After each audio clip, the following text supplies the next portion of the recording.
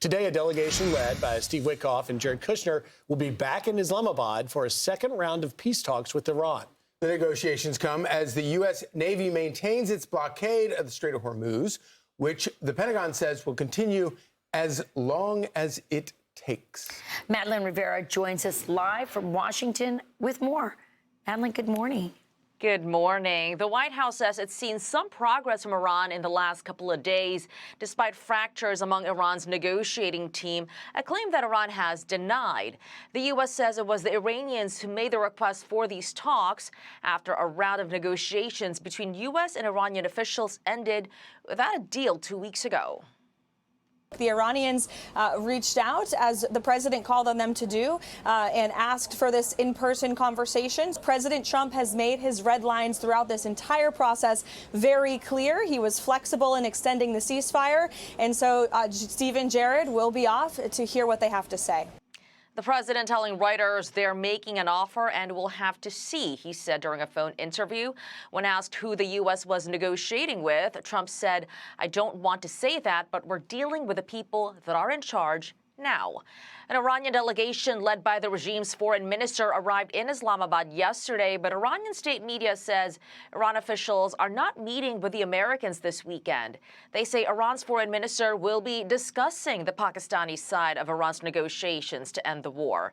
Ahead of the talks, the U.S. blockade of Iran remains in place. U.S. forces have forced at least 34 vessels, mostly oil tankers, to turn around or remain in Iranian ports.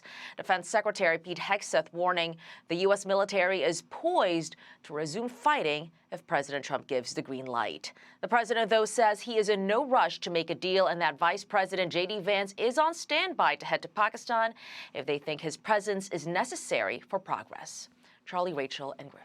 Thank you, Madeleine. Thanks, Maddie.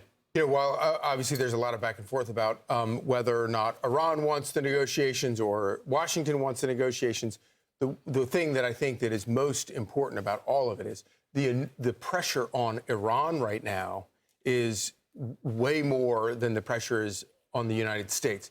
The blockade is punishing them 1,000 times worse than it is punishing the United States. So that kind of makes me think that at the very least, Iran is eager to find a way around all of this.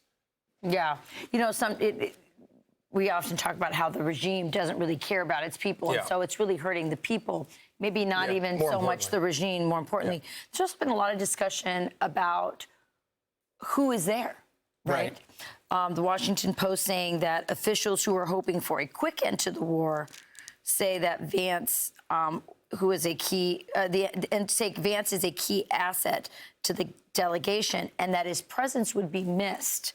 They say that the vice president had deep concerns about the war, that he made those known, and that, you know, he's more keen on limiting and finding an off-ramp, and some concern that Kushner and Witkoff are including the interests and objectives of Israel in their negotiations, which might end up extending the war, perhaps. So we don't know if that's true or not, but that's what's reported in the Washington Post. And it's kind of interesting who goes, who doesn't. It could be for, you know, just national prestige. Don't send vice president if the mullahs are going to, you know, do what they did last time and walk away without a deal. So, or not show up. Be sure to like and subscribe for all the Fox News latest on YouTube and catch full shows streaming now on Fox One.